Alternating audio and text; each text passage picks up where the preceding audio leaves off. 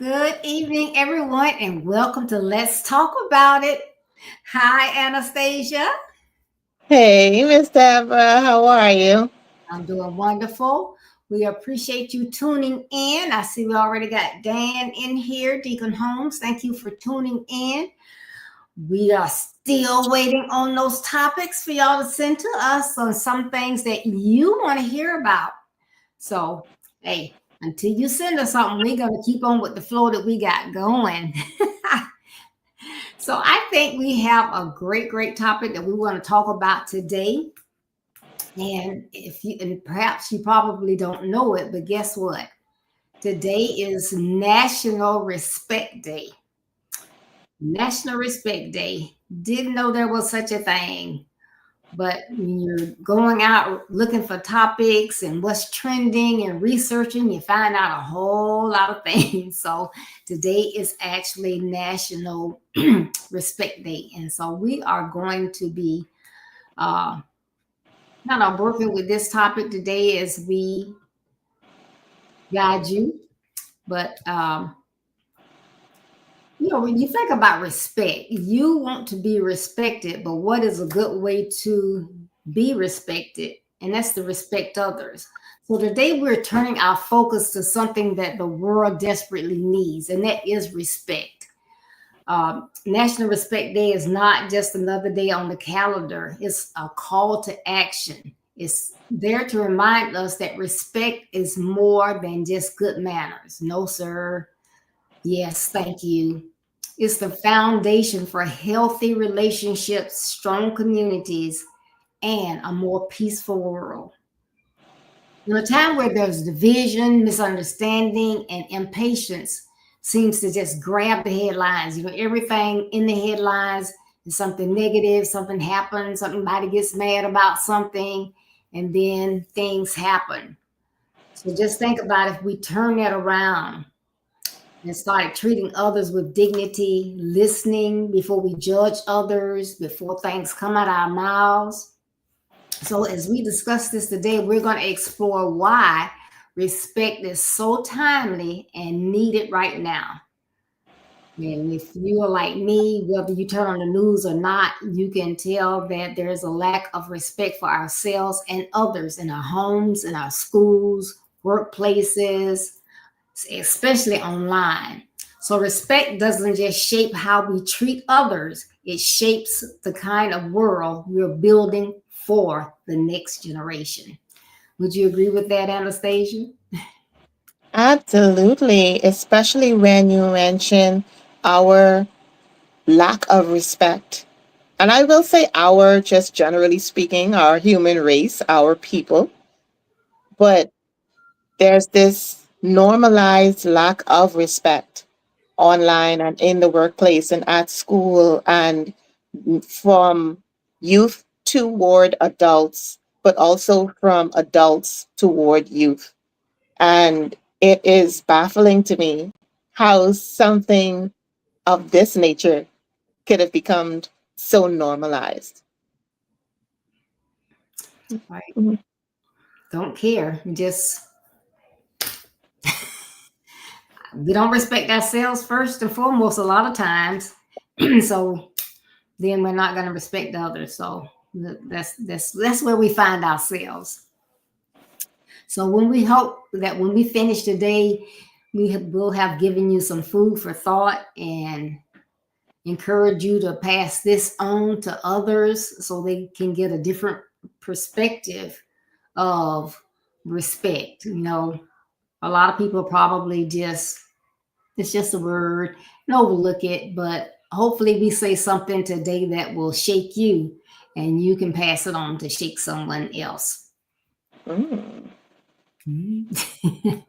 So I'm going to start out today, and I'm going to start out with purpose of respect. The purpose of respect. So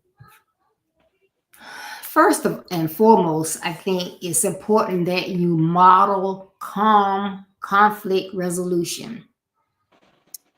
Calm conflict resolution, because it's not that we're going to get along with everybody. It's not that we're not going to get upset, but it's they used to always say it's not what you say, but it's how you say it. It's not what you do, but how you do it. So, I mean, especially we talk about our young people, they often respond to conflict the way that they have seen it handled at home. Remember, this generation, they don't do basically what you say they better do. You better do this, you better do that. No, they may listen to you, but they model what they see. So if get mad and just flip off, say anything out your mouth, and are disrespectful to those inside your home, outside your home, then that's what they're seeing. So you have to get into a place where you learn your triggers and you learn how to react under pressure. One of the important things is that if we listen first and then respond. We say something, and a lot of times we're not even really understanding what was said. We mishear, but we're so ready to fly off the handle and let somebody have it that we don't take the time to, like, no, did they really say what I think they said? Or did they mean it the way I think they meant it, or the way I took it? And to stop and think about it, ask a question. But to start yelling and screaming, and some people throw things, we want to try to slow that down. So, an example could be instead of shouting during an argument, you're having an argument with someone and they just really just tease you off, and it's like, let's take a breath. And you say, okay, I got to bring my voice down. My voice is way up here, and then bring it down. When your young people see that, hey, yeah, my mom, my dad gets angry, however, they kind of make some type of adjustments. So modeling that, how we react. The second point I want to make is being correct with firmness and compassion. So you can say things, you can disagree, but it is again the way in which you do it. So even if you're having to discipline your young person, it may be necessary, but how are you delivering it? If you are slapping or beating on the table, or did you hear what I said? I like, you know what? Okay, I'm gonna stand here, but I'm not even hearing that. You want to get their attention. So think about it. Would you want somebody to talk to you that way?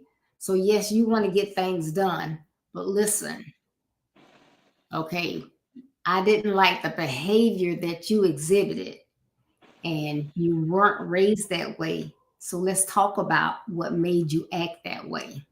So, let's bring it down. And did you hear that question in there? Let's find out why. you acted that way. So what did they do? But trying to understand, you got to have that empathy for them as well. A lot of times we feel like we can feel a certain type way, but that doesn't apply to our children. But yes, it does. The same things you're feeling, they can be feeling the same things. So we have to adjust to those things. You want somebody to have empathy for you. So, okay, I didn't like it. I was just so upset when I found out what you had done, but that was out of character for you. So let's talk about what put you there. So bring it down and think about, a lot of people, the kids do things, and then the first thing they'll say is, my child wouldn't do that. Okay, we think they wouldn't do that, but do you know that they didn't do it? So that shouldn't be the first thing out of your mouth. Thank you for letting me know. I am definitely going to address this. Then you get their side, you get them together with all parties, and then you can better handle that, you know. So you have to do those type things. And then encourage mentorship. A lot of times, as a single parent or single mother is trying to raise sons, we get into these conflicts with our sons, and then they're males, and then it's like, oh, okay, now how do I handle this? I know in my family, we had no males, it was all females. And I was told by my mom, hey, you got to do this, this, this. You got to be mean. You got to be rough. You got to make them scared of you. And that was the wrong thing to do. That was not the right, way to do that. But I didn't know. I didn't have an example. So that's why it's important to find those good role models. So if you see someone or someone, not just see them, but you need to know them, know their background or whatever, because you still have to be careful. But if someone in your church, someone in an organization with you, and you really know them, not just you see them there, but you can know them to a point that you trust them, have a conversation with them, get their perspective on things. And then if you feel comfortable with them spending some time with your child, and it doesn't have to be they're taking them away from you, but in another room or something like that. Because again, caution. But get another perspective, especially a male perspective, because yes, we can raise them. And I know some moms that have done some fantastic jobs raising their children on their own. But if you know that there's something that you don't really know how to handle, then you want to get some input so that you can handle it the right way and maintain that respect. And hi, Miss Sybil. Thank you for tuning in. Hi, Agnes and Tanya. So, we're talking about, today is National Respect Day. And so we're talking about respect. And so the last one that I'm going to talk about is teach that anger is natural. And getting angry is natural. That's an emotion. And one thing we don't want to do is tell our young men that they should not show their emotions. You can't get mad. You can't cry. You can't do this. They need to be able to express their emotions, but you cut it off. You don't get angry to the point that you're doing something that's detrimental to yourself or someone else. It's okay to cry, but you just, you're not going to just bawl and fall on the floor and all of this. But all those emotions are needed. So boys need to understand, hey, being angry, that's not a sin. That's not something you can't do. But when you get angry, before you react to someone else, take a breath. Is this an adult? So even though it is an adult and they're making me angry, I'm not going to be disrespectful. If you feel like you can't say anything, don't say anything. You take it to your parent or your guardian and let them handle it. Because you're going to get angry, I can tell you that. But it's a way to handle that. And you always want to be able to show respect. Mm-hmm. So Sometimes it depends on who I'm talking to or who's talking to me. They can really make me angry. But it's bad to say this, but I can get angry. And if I'm really, really angry and it's somebody that I really hold in high esteem, I'll say, like my pastor is an example, or someone of that nature. I'm not going to be disrespectful. And you may see some tears fall, but I'm not gonna ever be disrespectful at that time. Now I might come back later on and say, can we talk? But if we're in a setting, I'm not gonna be disrespectful. And so that's what we have to do: keep that healthy balance of our emotions in check and do those things that we need to do. Am I saying you got to be a rug and let people walk over you? No, I am not. If you can say something back, you say something, but it's the way you say it. Well, I'm sorry that you feel that way, sir, but I think you misunderstood what I was saying. I was not saying that you were not being truthful. I was saying this is what I saw. And I hope I did not mean to be disrespectful. So please forgive me if that's the way that you took it. But respect can make a difference in what we say and what we do. Miss Deborah. What? Okay. Okay. So there was something that you said that stood out to me amazingly. As an educator, you sound like you were speaking to me, like you were speaking to us just now, because when you referenced what you think versus what you know, that is a powerful thing, because we think a lot of things, and what we think is exactly as the statement is. It's what we think.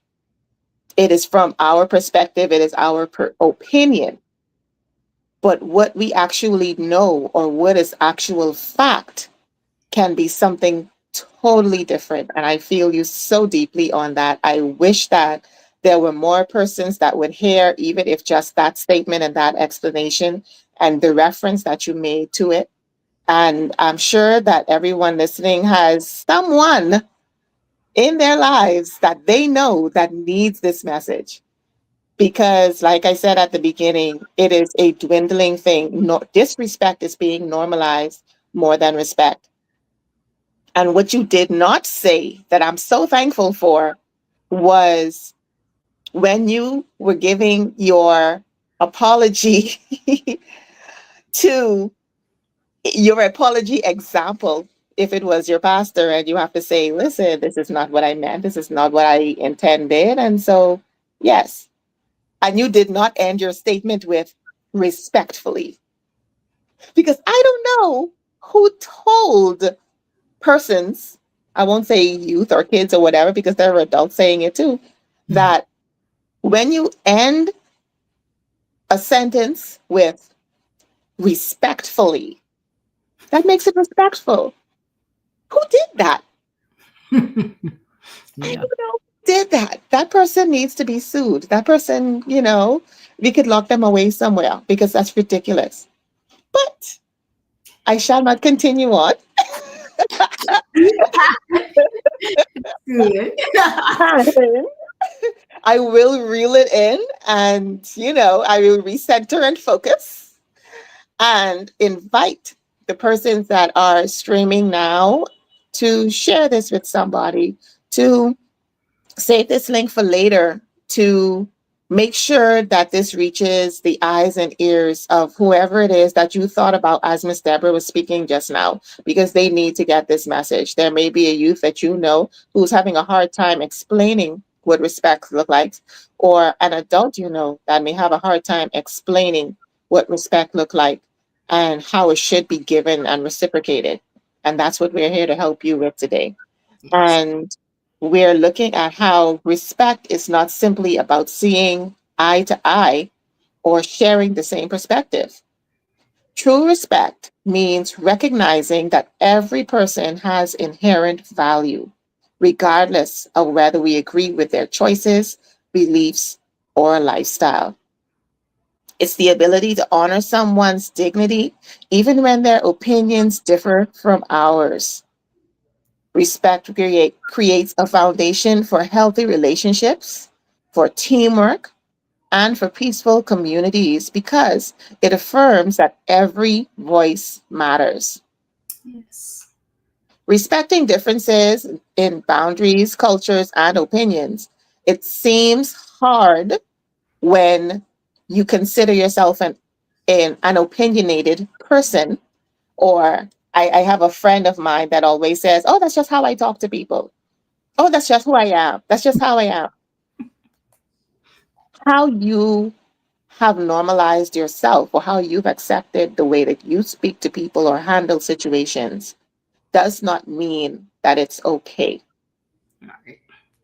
It does not mean that the other person that's on the receiving end of your mood, attitude, behavior, speech won't be offended. Or worse, they may respond back with the same attitude, mood, behavior, speech that you've given to them. Because as the old adage says, respect given is respect earned. And so if they feel that they were disrespected to begin with, they might just give that disrespect back. And so respect can take many forms in our daily lives. It may look like honoring someone's personal boundaries, whether it's physical, emotional, or social, without making them feel guilty for setting them.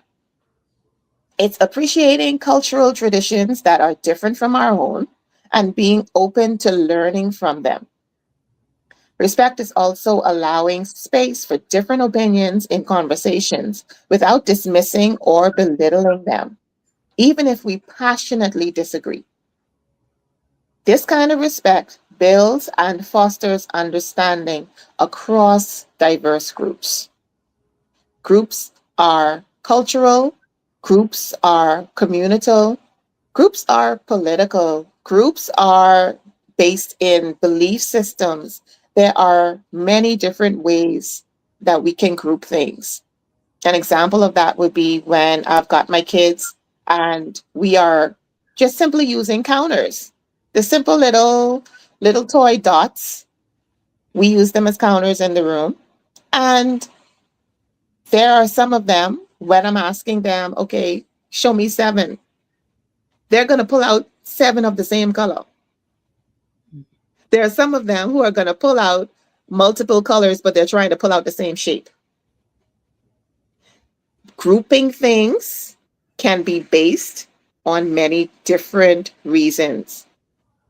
That doesn't make it wrong. Just because you group them because all of them are yellow Mhm. and another person grouped them together because all of them are round, that doesn't mean that either group is wrong. They still got to the number seven. And so next, let's look at practical ways to show respect daily. And I know that, that word daily is where the task may seem to come in.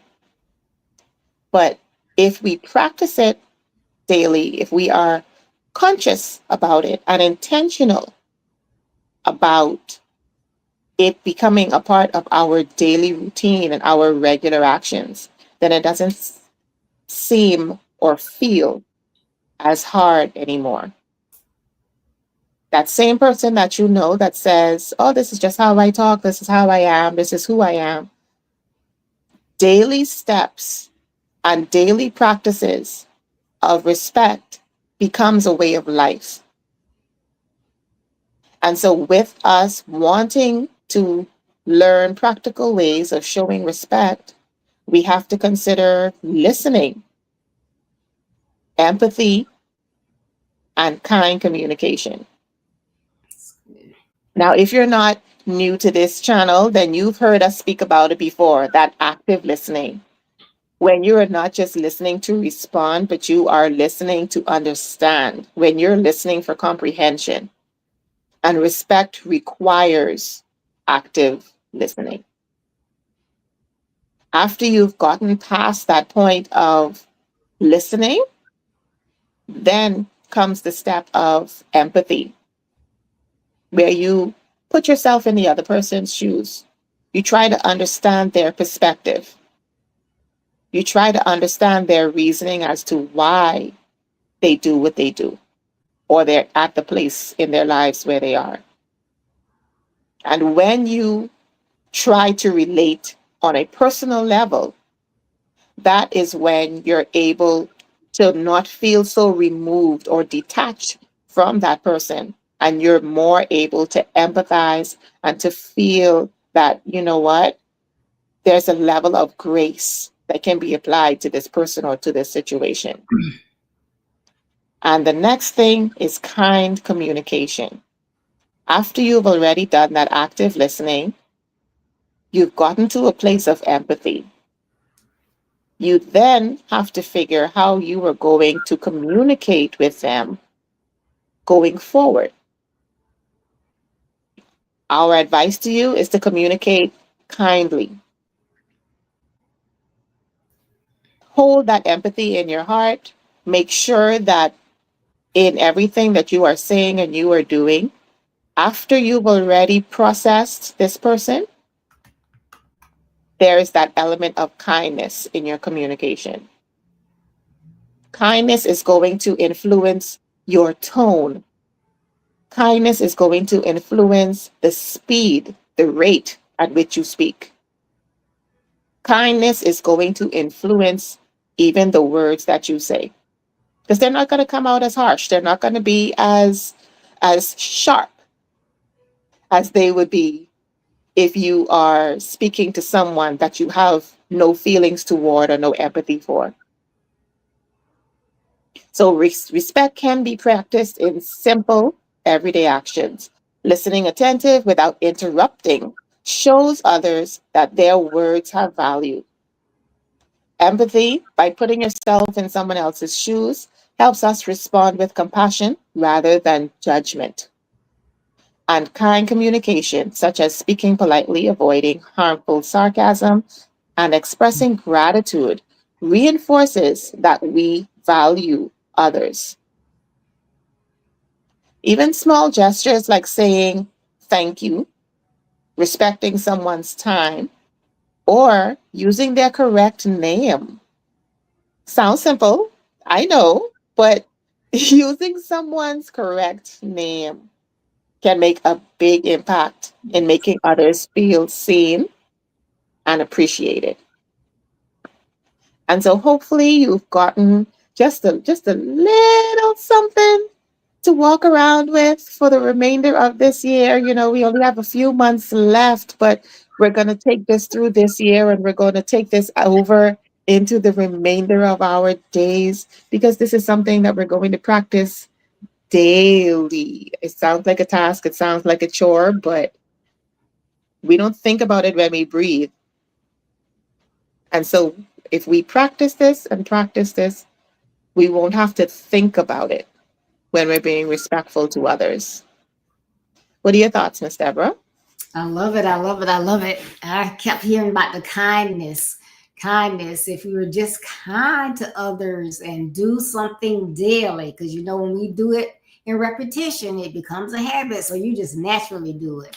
You know, like, for I guess I don't know how many years I've been saying the same thing when I get up. Good morning, Lord. What wonderful things are you gonna happen? You're gonna make happen today. What wonderful things are you gonna guide and lead me to do today?